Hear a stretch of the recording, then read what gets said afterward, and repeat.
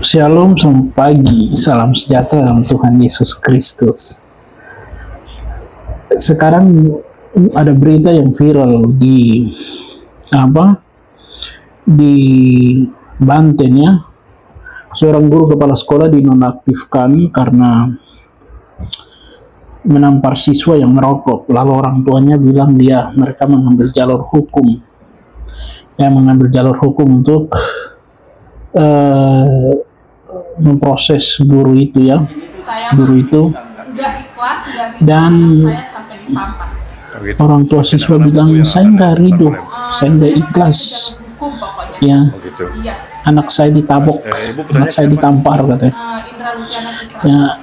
Jadi karena siswa ini merokok sehingga guru menegur dan memberikan pelajaran sedikit jadi sehingga orang tua mengambil jalur hukum, katanya mengambil jalur hukum.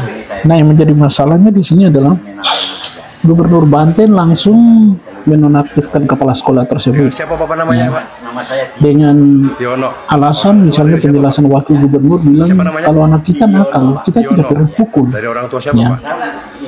Masih ada cara lain. Ya, betul Bapak.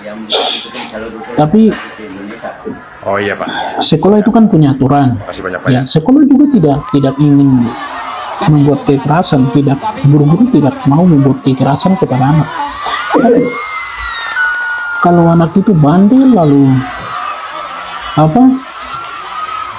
ditegur tidak mau dengar, memang harus rotan, memang harus perlu. Ya saya punya bekas luka itu di bagian betis. Jadi suatu waktu anak murid tanya, "Pak Guru, waktu kami sedang olahraga, Pak Guru itu kenapa luka yang di bagian betis?" Saya bilang, "Dulu Pak Guru pukul, ya. Pak Guru pukul sehingga luka, ya." Lalu anak ini bilang, "Tapi kenapa Pak Guru tidak balas itu, ya, kepada kami?" Saya bilang, "Untuk apa? Ya, untuk apa?" Ya, jadi kita justru harus dengan didikan yang sedikit keras justru akan menjadi orang yang lebih berakhlak. Kadang yang santai-santai ya, wah itu bahaya. Siswa melakukan kejahatan seenak jidatnya. Jadi memang ini masalah. Ya, semoga pemerintah bisa bijak. Dan untuk orang Kristen sendiri ya, itu kita Amsal bilang itu didiklah anakmu kalau bisa juga dengan rotan ya.